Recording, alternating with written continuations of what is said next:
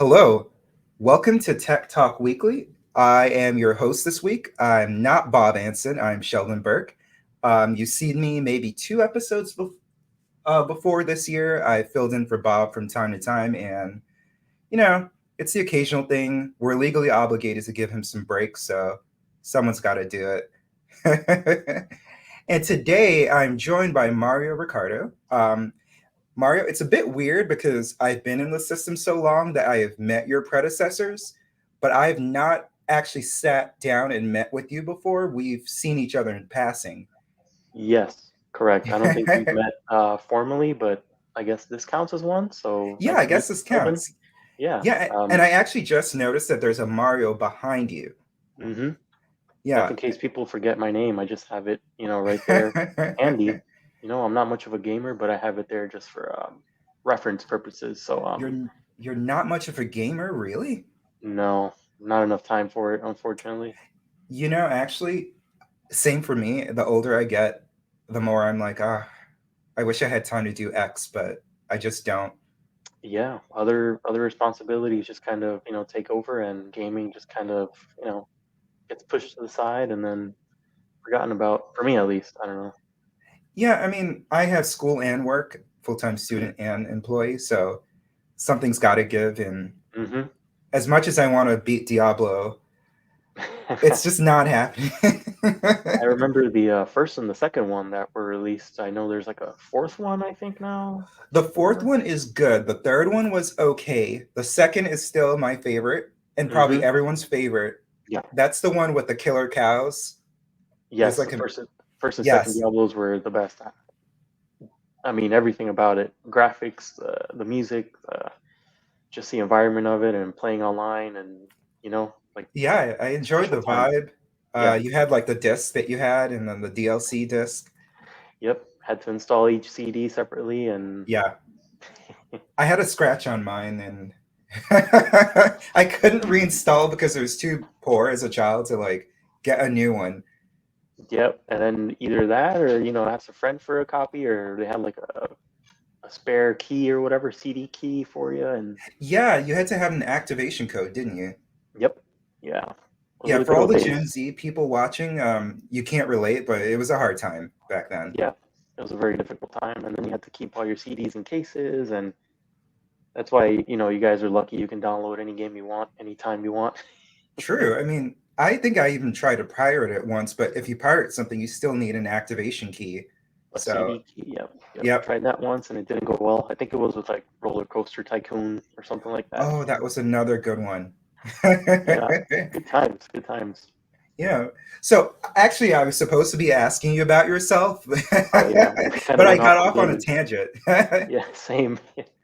Reliving old gaming memories, huh? Oh yeah, but that's totally fine. That's what people are here Yeah, for. yeah. So Mario, tell us about yourself. What do you do in the library system? So I'm an office support specialist for the community engagement department, meaning that I pretty much do like a little bit of everything, whether it be like inventorying materials or books, or setting up meetings, or anything administrative or office related tasks like that. Hmm. I also have obviously, a lot of participation in the face-to-face portion of it, like going out there to the events. Like we just did the Storybook Festival this past weekend. Ooh. Just going out to events, back to school events, stuff like that. So it's a little bit of the hands-on face-to-face portion, and then the administrative, office side of things too. So yeah, that's pretty much it in a nutshell. And I work here at the main library in Fort Lauderdale. Yeah, I will say from an insider, it's very good to have you around because there was that period where there was no one in your position, and Yes. like any order, any sort of forms I had to fill out beforehand, and it was like, oh, this is excruciating. And so you needed someone who could just do it to make things run a lot smoother. Yes, exactly. That's what I've heard a lot about, Hmm. the vacancy of my position. So I'm glad to be here and be helping out in any way that I can. So glad to be on board. Yeah, I'm glad to have you. Thank you. All Thank you. right. So let's jump into our articles. As some of our viewers may know, Sam Altman, who's the CEO of OpenAI, which is the company that is in charge of Chat GPT, got fired surprisingly last week. So I think our first two articles this week are really about OpenAI and talking about what happened. So let's pull up our first article here. We have our New York Times article called "The Fear and Tension That Led to Sam Altman's Ouster at OpenAI." Um, so the long short of it is that there's a board that oversees things for OpenAI. OpenAI was a nonprofit, that's why they have a board, and they voted to oust Sam Altman here, who's a public-facing side of OpenAI, also the CEO. And it was surprising because there was no word that this was coming, and they just decided to out him. The article kind of goes into the backstory of what happened. You have some board members who are concerned about what AI will lead to in the future. They are fearful that there are not enough safeguards, that the company is not thinking too much about what could happen if they create a super intelligence, which they're nowhere near doing right now, but could happen in the future. And that kind of what led to it. You had the board members who were concerned about that this would lead to a super intelligence and that there's lack of safety, and they voted to oust Sam Altman, who seemingly was more concerned about profits. Um, so Mario, how familiar are you with AI and OpenAI and ChatGPT and maybe about Sam Altman? Not very familiar about Sam Altman, but I am familiar with, I mean, AI. I use it every day. I have a smartphone, I'm sure like most people do, and I use Siri. Hmm. So that right there is like a personal, I guess you can say, AI assistant. And that's also one of my concerns as well is, the the rapid growth of AI and how it's being incorporated into most things that people use, and how there are plans to, I guess, incorporate it into almost everything now. Have some kind of AI component in most of the things that we interact with. Um, so I totally understand people's concern for safeguarding their information and their financial records, and it can definitely be a little bit intimidating just because of the vision and the overall scope that all these companies have for AI. And in this case, you mentioned that he was more concerned with, profits or his company name over consumers, information and privacy. And I think that's something that really concerns me as well. As an average consumer, I'm very concerned about my information, not so much about the super computer or the super AI brain part of it, but Yeah, the super intelligence. super intelligence. Sorry, I forgot the term, No, you're but I'm good. more concerned about the that actually sounds cooler, super brain. I'm sure Bob would really appreciate that one, super brain. But it's like a concern for overall privacy and name, addresses, phone numbers, emails, all the stuff that we kind of hold sacred, especially now in the digital age when all that stuff is just kind of like out there. When you need an account for everything, you go to order a pizza and you need an email account, or Oh, something yeah, like for that. sure. So privacy is the number one concern, and it should be the priority for these companies. So I'm Yeah, totally on board with that. Yeah. I think not a lot of people talk about the data set. Most of these AIs are trained on a data set, and that's how they gain their intelligence. And a lot of that came from skimming the internet back to about, I believe, 2021 is what ChatGPT 3 is up to right now. So it likely had access to a lot of things that we didn't really consent to that. So that is an issue. Yeah. But there was a transition from OpenAI being a nonprofit to being for profit and then teaming up with Microsoft. And that kind of changed the whole vibe of the company. And so I got the sense that there was this conflict between the board and what it was trying to become.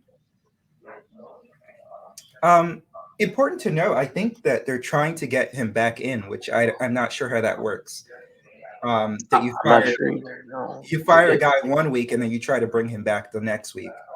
yeah, especially if there's like a creative or difference in ambition, like you just highlighted. It's kind of weird how they would reach that point and then try to get them back on board suddenly. There's something maybe there that we don't know about, but we'll Yeah, see how it plays out.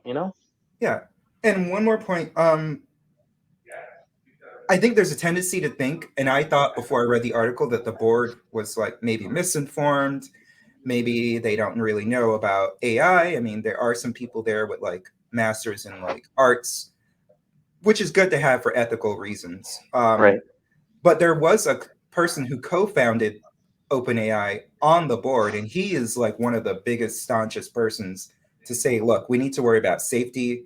We need to make sure that this thing doesn't get out of hand. We need to put some Hmm. safeguards in place. So overall, I mean, kind of an interesting article that Yeah, definitely everyone should check out. exactly. I think everyone should check it out too, and just kind of like form your own opinion on it. Yeah. So let's jump to our second article, which is similar. It's actually what OpenAI really wants. Um, that one is I kind of got the idea to go over this from a Wire article, which kind of was like looking back on what we talked about before. So let's see. Let's Okay. open that up. So this one kind of goes over the origin of OpenAI, which is kind of what we touched upon earlier, in that it was kind of this nonprofit, and what it was concerned about. Here we go. What it was concerned about really was being an alternative. Um, Now we think of ChatGPT kind of the standard, but Hmm. OpenAI was an alternative to Google because I believe Elon Musk was talking to Larry Page about the threat of AI, and Larry Page said that's kind of species. It's being like discriminatory to AIs to think that it wants to like destroy human beings. Yeah. So Elon Musk kind of helped found the OpenAI beginnings to make a company that was more kind of like ethical, more their codes and their algorithms were open for everyone to look at. And I don't know. I got to ask you, do you think that they kind of achieved that now that they're a for-profit company? Hmm. I want to answer that question, but I also want to say that I wonder where this fear of, AI wants to hurt us more than it wants to help us comes from. I wonder if it like comes from like anything in like pop culture or movies, or I kind of want to know where this originates from because I mean, ultimately AI is something that will become whatever we make it because we're all pitching into it and we're all creating it. So I kind of want to know where that notion that it's going to like hurt us or do something negative to humanity comes from. Like what do you think has led to that? So I'm a little bit on the we need to put some safeguards team. Um, the thought is it's not bad now, but there could right now it will not surpass human intelligence. The thought is that once it gets to human intelligence, it can easily accelerate to beyond human intelligence, and then it can do whatever it wants. And I guess based on our past not so friendly things that humans have done, um, there's a fear that it will do it again. Like it will be worse. Like it could just end the world, and that we will never have a way of stopping it because it can think better than us. It can think faster than us. It can think 10 steps ahead of us. Right, right. And it doesn't have like the same like ethical qualms that we do about, I don't know, killing people. Exactly. And like I agree with that. I totally understand that side of it, but I mean Mhm. it's still gonna lack a lot of, and this can get real um, philosophical, but it's still lacking a lot of the things that make it human and that give it the ability to make decisions, like free will.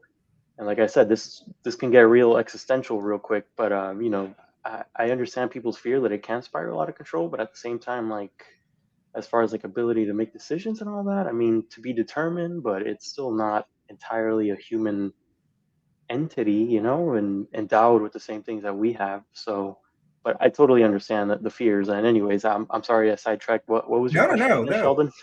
I know this is totally fine. This is what we're here for. Yeah, yeah. Talk about tech. Yeah, I mean to talk about tech, and I like that we have different backgrounds on it. Um, Going to school at the moment, I do have like this argument with people. It's also a fear about jobs as well. It's not totally about like the end of the world, even if AI doesn't become like the Terminator and murder us all. It's just going to take so many jobs just from a corporate profit motive.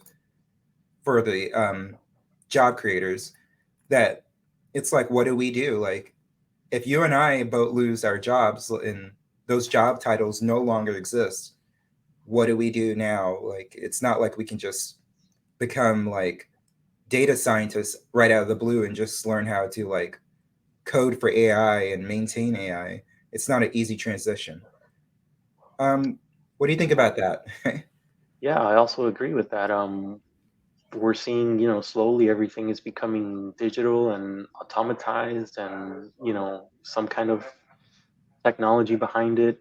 Even manual labor jobs and stuff like that are implementing new tech and new um, processes that are digital and are looking forward to the future, and they're looking to do things more efficiently, Mhm. cheaper, um, and um, and I totally understand that fear that these AIs or these systems or whatever are going to take our jobs. I totally relate with that, and I can totally understand that, and it leaves you with like questioning, like you said, like what are we going to do next if that does happen or when that does happen. And these are all great questions, and I understand why people want to place limits on these things and kind of keep them in check. But if you do that, you're also kind of limiting their full potential. So there's like a it's going to be like an ongoing debate. I can tell you that, Sheldon. Yeah, it is going to be an ongoing debate, but I just hope that we get in front of it. It's not Hmm. something we think about once we get there. It's Once it's too late, yeah, yeah, yeah, it's just like, oh, we took all the jobs. What do we do now? It's like exactly, think about it beforehand, please. exactly. I agree, Sheldon. Yep. Yep. All right, so we have one more article to go. Let's see. Let me pull that article up here.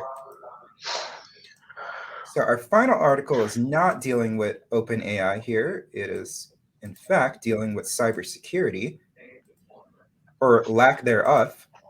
Yeah. Here we go, and let me add this to the stage here. So our final one, this article, by the way, spiffy. I love this graphic that they have. Yeah. So this article is about the Bangladesh has a national telecommunication monitoring center. Did not know. And apparently they a lot of information gets into that agency. And what happened is that there was a leak of that information, and it included a lot of metadata, um, which was a big thing right after 9/11 to have a discussion about metadata, what that Hmm. includes. But a lot of metadata includes like real-time names, phone numbers, email address, locations, exam results, things like that. And so turns out that data leak actually got hijacked by another group who's now doing a ransom of, I believe, about zero point 0.1 Bitcoin in order to get it back. And there's an issue of the database. Supposedly they stopped using it, but it's still being filled with information daily. So I guess I want to ask you, what do you think about this overall? I mean, not necessarily from the Bangladesh point of view, but maybe like a consumer point of view about data collection and keeping our data safe. Hmm. When it comes, I think, to keeping our data safe, it's a multi-part effort. Obviously, like the companies that we trust with our information have a certain, you know, degree of responsibility when it comes to that. But then there's also like a lot of things that we can do, ourselves, and Mhm. it's more than just changing your password every month. It's making sure that your information is secure, that you don't leave your computers or your phones accessible to hackers, whether it be on an unsecure Wi-Fi network, or leave your phone hanging around, while you go get a coffee or go do something really quick. And then we also have to understand that a lot of these data breaches are done by hackers, but they're also done by by insider threats as well. People within the company that might be disgruntled, or that might be secretly working with um, hackers or anyone on the dark web or other companies, something like that. So it's Or definitely a plain multi. incompetent. I I'm think sorry. like what T-Mobile, there was like an employee that had a folder that says passwords on their Yeah, desktop. yeah, and it's like we can do our part too. Like we expect a lot of these companies, but we can also do our part too as consumers at have to use this information because it's a world that we live in and we have to share it. But it was super interesting, like you said, like the metadata, like the most important kind, the one that has like actual identifiable information is being leaked, and we just need to just figure out a solution because I mean everybody has a phone now, everybody has access to internet, and it's Hmm. just it's it's it's just growing too rapidly. Oh yeah, and it reminds me of, I'm going to touch back to the post 9/11. I remember there's a debate about is it the NSA with the Patriot Act when it first came out, and they were like, oh well, we're just collecting metadata. And I think people have kind of wised up to like, metadata is kind of a lot. Like It is. this article was touching on it, like it can include your phone number, when you've called someone, who you Hmm. called, maybe not their name, but like this phone number has called that phone number this many times. Yeah, And and then even the Patriot Act, like it turned yeah, out that they were recording certain conversations and flagging them. yeah, And Edward Snowden and Chelsea Manning, these are all people, in the past few years that have really, exposed this, and they've also exposed the fact that your information is like currency. It gets bought, sold, traded all the time. Like for example, what those hackers are doing, is it in Bangladesh? Like they're holding it for ransom. yeah. That's kind of like what some companies do, and it's allowed to happen. So it's definitely a very sensitive subject, and um, it's just it's just so dynamic because the world is constantly changing, tech is always changing, and it's something to definitely be mindful of. Yeah, and I think I've gotten to the point now where I'm no longer sharing certain things. I think you touched on it. If someone in a store asks me for my zip code or my email, I'm like, no, no, it's just not happening. I'm not giving you that. Because I had once, I don't want to like name drop the company. I won't, just because I'm working. I could tell you offline if you care. I shared my like mailing address with them, and turns out they were subscribing me to magazines. I mean, I didn't have to pay for it, but it's like weird that I'm just getting magazines out of the blue. And I'm like, no, I'm not sharing my zip code with anyone anymore. It's like, why do you need that? Exactly, that goes to show you, like you give your zip code or your email address, and then you start getting mail and credit card offers and text messages and Mhm.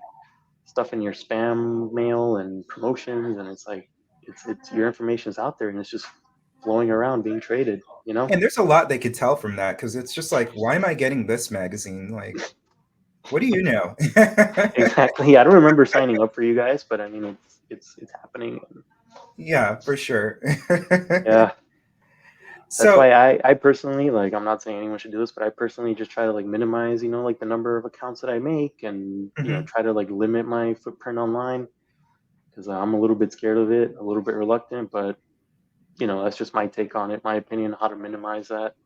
It's the only way I know. So Yeah, I mean, I once it's out there, it's out there. There's no taking it back. So exactly, yeah. your best bet, honestly, is just not to put anything out there that you wouldn't want someone else knowing. Yeah. Also, I would say, like, from a consumer advocacy point of view, if this data is worth something, um, it's is it okay for them to sell it? Like, shouldn't I be able to sell it? Like, if I mean, no one's paying me to give that information out, Mm-hmm. and they're making money off of it. It's kind of a weird Exactly. little concept. Yeah. Like if you're gonna exactly, I agree with that 100%. Like, where's the fairness in that? If you're gonna buy it and trade it and all that Hmm. without my consent, really, like at least let me get a cut of it. you know, Yeah, like, let me get where's something my out of cut? it, right? Like, yeah. Oh man. So And I Mario, guess that's why you go on websites now and it's like, would you like to accept cookies or reject them? Because yeah, apparently, yeah, it's like, yeah, on your browser they track your information and your browsing history, and that yeah. leads to you getting certain advertisements that are tailored Oh, to for you. sure. And yeah, yeah. So it's it's It's it's a whole science behind it.